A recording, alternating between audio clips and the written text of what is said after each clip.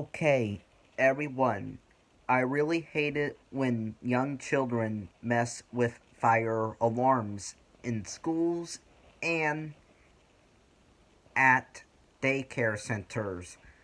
I really hate it when kids mess with fire alarms in schools or at daycare centers.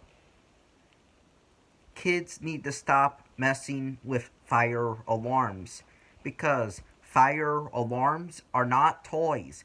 They are very serious life safety devices that alert people when there is a fire in the building so they can evacuate the building safely, and also alert the fire department to come and put that fire out so the building stays standing.